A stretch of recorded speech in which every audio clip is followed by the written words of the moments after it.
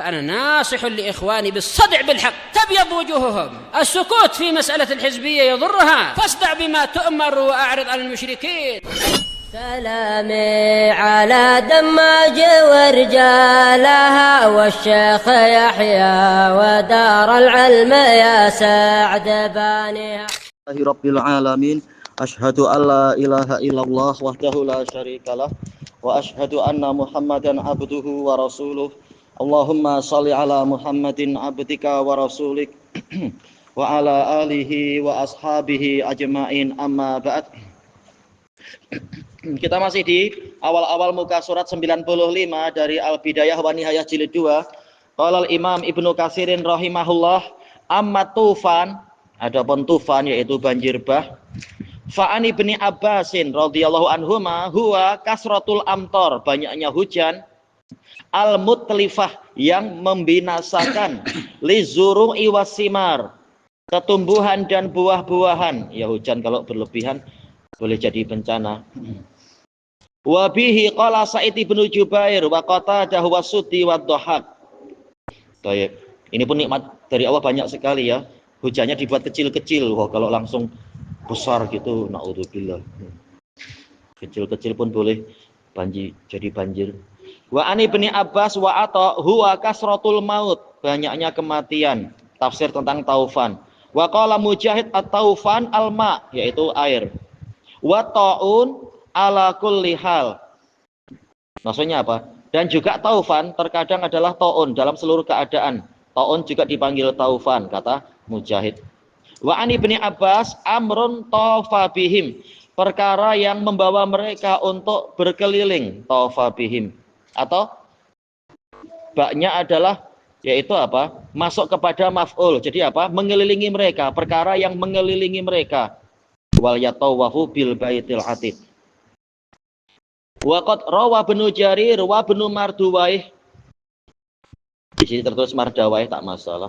Min tariq Yahya bin Yaman, anil Minhal bin Khalifah, anil Hajjaj, anil Hakam bin Maina, an Aisyah, anin Nabi sallallahu alaihi wasallam at-taufan al-maut. Taufan adalah kematian, wa huwa gharib, asing. Biasa Ibnu Katsir kalau bilang gharib maksudnya adalah dhaif, sanad ini dhaif.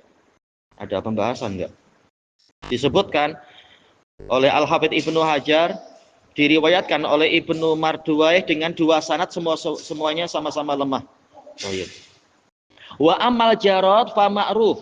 Ya, jarad yaitu belalang. Wa qad rawa Abu Dawud an Abi Utsman an Salman. Abi Utsman an Salman berarti siapa? Abdurrahman bin Mul An-Nahdi. Tayyib min asbatin nasfi Salman Al-Farisi. Cuma sanad Abu Dawud ke Abu Utsman gimana? Cuma dikasih catatan kaki dalam dhaif Abi Dawud, Syekh Al-Albani mendhaifkan. Tayyib. Sanad dari Abi Dawud ke Abi Utsman. Su'ila Rasulullah sallallahu alaihi wasallam anil jarad. Rasulullah sallallahu alaihi wasallam ditanya tentang belalang, faqal aksaru junudillah. Belalang adalah tentara Allah yang paling banyak. La aquluhu wa la uharrimuh. Saya tidak memakannya dan saya tidak mengharamkannya. Tapi ma'ruf bahasanya Nabi makan ya. Di dalam hadis Bukhari Muslim itu, hadis siapa ya? Abdullah bin Abi Aufa, ghazawna ma'a Rasulillah sallallahu alaihi wasallam sab'al ghazawat na'kulul jarad. Kami berperang bersama Rasulullah sebanyak 7 peperangan, kami memakan belalang. Wa tarkun Nabi sallallahu alaihi wasallam aklah. Tadi sudah disebutkan hadis ini sanadnya lemah. Nabi meninggalkan makan belalang innama huwa ala wajhi taqadzurillah, kalau sanadnya betul, tapi adalah karena beliau merasa jijik, kamata roka aklad dob, sebagaimana beliau tidak memakan dob. Baik. Disebutkan dalam catatan kaki Bukhari Muslim, hadis Ibni Abbas ya. Wa tanazzaha an aklil basal. Nabi menjauh dari makan basal, bawang merah, wasum, bawang putih, wal kurras, daun bawang. Bukhari Muslim. Hadis Abi Hurairah ya tentang ini, dan datang dari hadis siapa? Abu Ayyub Al-Ansari. 5 sabata berdasarkan apa yang telah pasti fi sahihain, ini hadisnya ini. Ma Abdullah bin Abi Aufa, an Abdullah bin Abi Aufa radhiyallahu anhuma qala ghazauna ma'a Rasulillah sallallahu alaihi wasallam sab'a ghazawat. Kami perang bersama Rasulullah sallallahu alaihi wasallam sebanyak 7 peperangan, na'kulul jarad. Kami memakan belalang. Hadis ini dulu dipopulerkan di masa-masa jihad, yaitu sederhana, jangan cari yang susah-susah, namanya perang. Nabi aja makan belalang dengan para sahabat. Wa qad takallamna ala ma warada fihi minal ahaditsi wal asar fit tafsir. Kami telah membicarakan tentang riwayat yang datang dari hadis-hadis dan asar tentang belalang dalam kitab tafsir. Wal maksud pembahasan ini annahu istaqa khadra'ahum. Istaqa artinya apa berarti?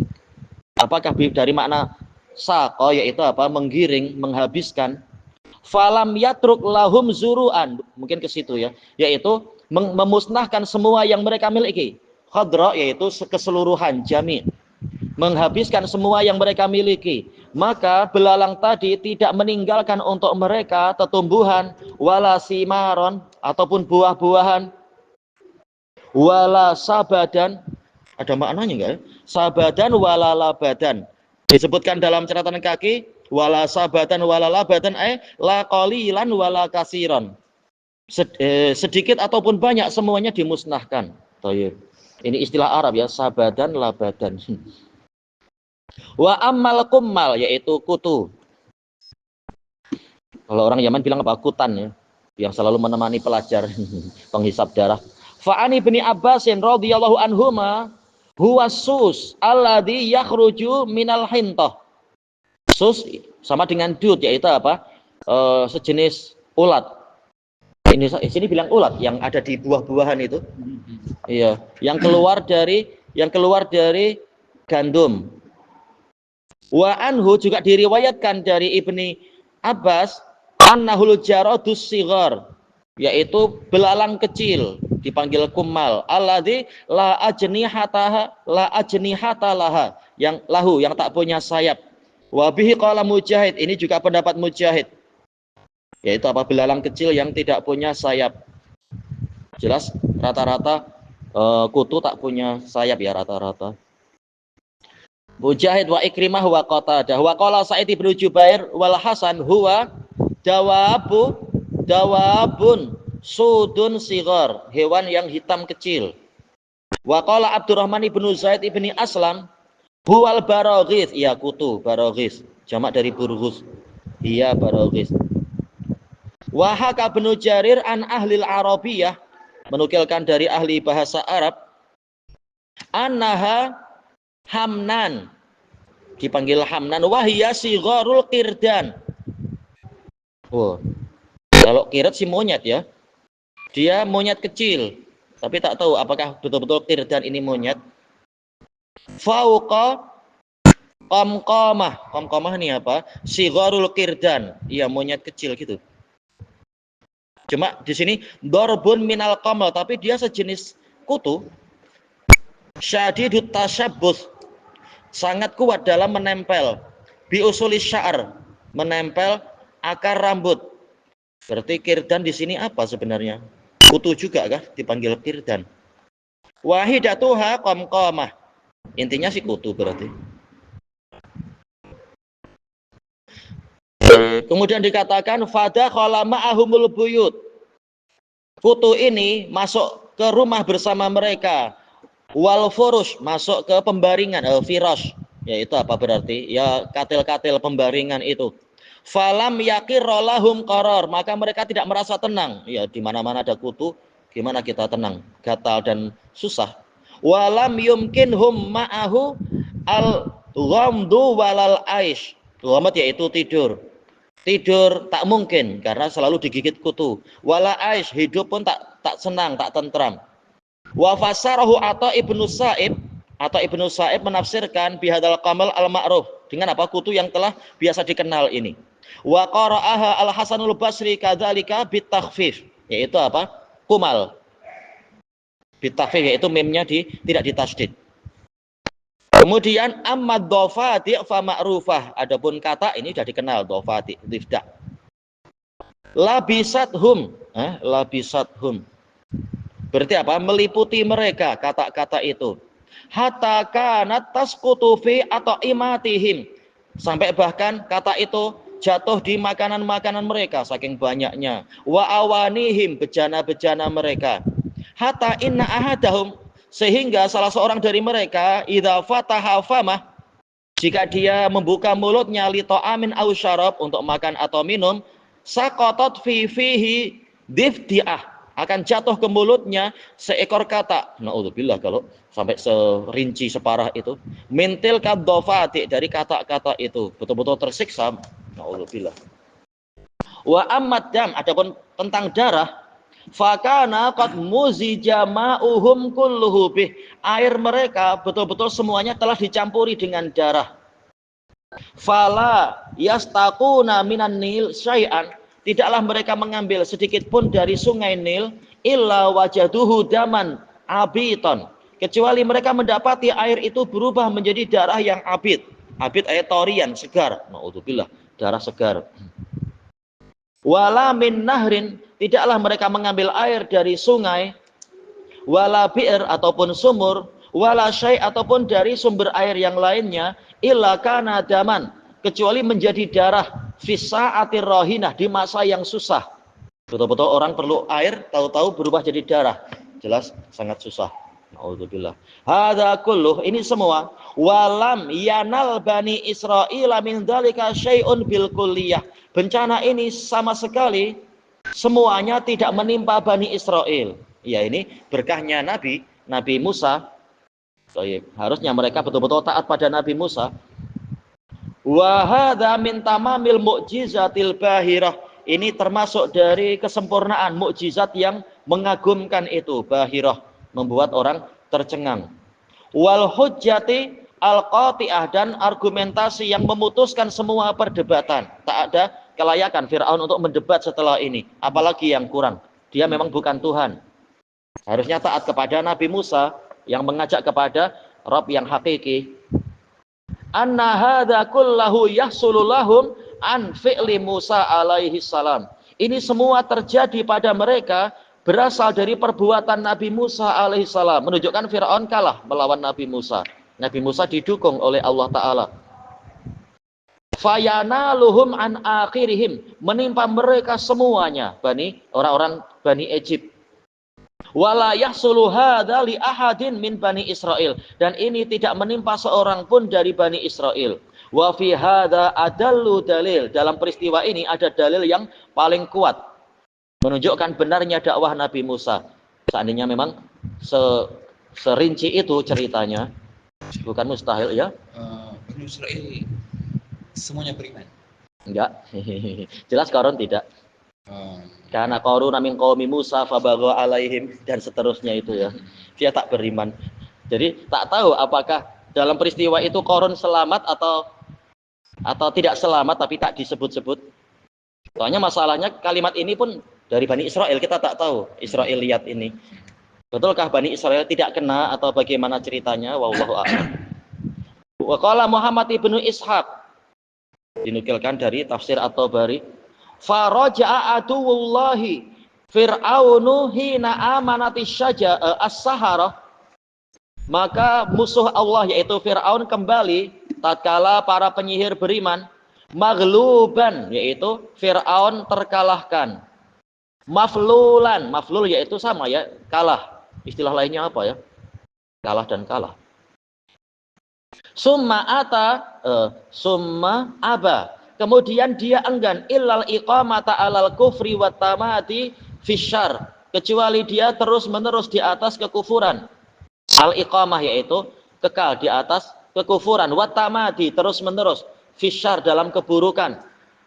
Fataba Allahu alaihi bil ayat, maka Allah membuat ayat-ayat itu datang susul menyusul menimpa dia. Fa'akhadhahu bisinin, Allah menyiksa dia dengan tahun-tahun kekeringan. Jadi masa panjang ya, sampai bertahun-tahun, bukan hanya 1 tahun. Fa'arsala alaihi tufan, Allah kemudian mengirimkan kepadanya air banjir bah itu. Summal jarad, kemudian belalang. Summal kummal, kemudian kutu. Summad dofati, kemudian kata. Summad dam, selanjutnya adalah darah. ayatin mufassalat, ayat-ayat yang diperinci, bukan sekedar global dan hilang, tapi betul-betul diperinci.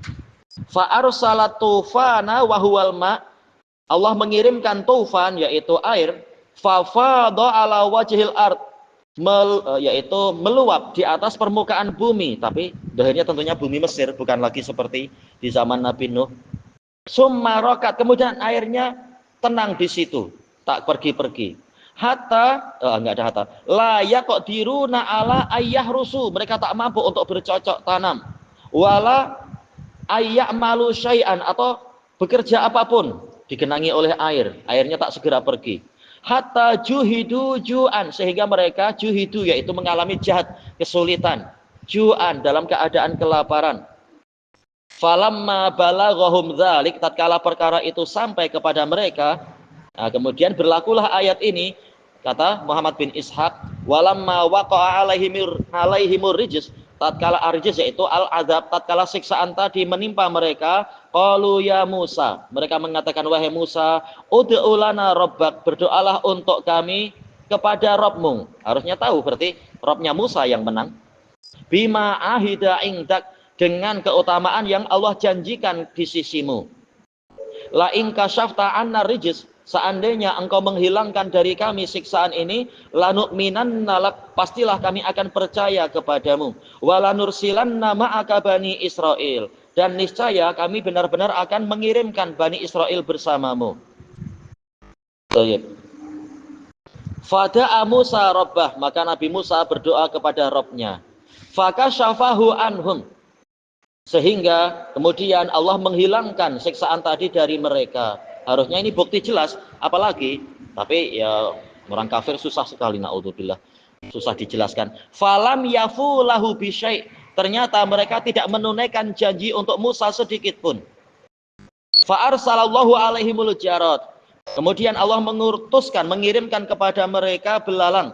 Fa akala syajar, belalang tadi memakan tetumbuhan, tanaman. Fima balaghani, sesuai dengan yang sampai kepada saya, cuma tak tahu Ibnu Ishaq Mudallis rahimahullah dapat berita dari siapa, tapi dijelaskan oleh para ahli tarikh bahwasanya Muhammad bin Ishaq sebagiannya mengambil dari orang-orang Yahudi, mengambil data rinci, sehingga ya susah kalau seperti itu. Hatta in kana la ya'kulu masamirul abwab, sehingga jadilah belalang itu memakan masamir, yaitu paku-paku dari pintu-pintu, minal hadid, dari besi. Wah, kalau betul besi pun dimakan juga menurut cerita Israiliyat. Hatta taqa'aduruhum wa masakinuhum, sehingga rumah-rumah dan tempat tinggal mereka jatuh karena paku-paku dihabiskan. Faqalu mithla ma qalu, akhirnya mereka mengucapkan seperti yang mereka katakan, minta pada Nabi Musa dan memberikan janji ini dan itu.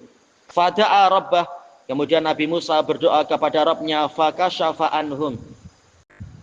Setelah itu Allah menghilangkan siksaan tadi dari mereka. Falam yafu lahu bi syai'in mimma qalu, namun mereka tidak menunaikan sedikit pun dari janji mereka pada beliau, dari yang mereka ucapkan. Kelanjutannya di masa hadapan insyaallah, wallahu a'lam.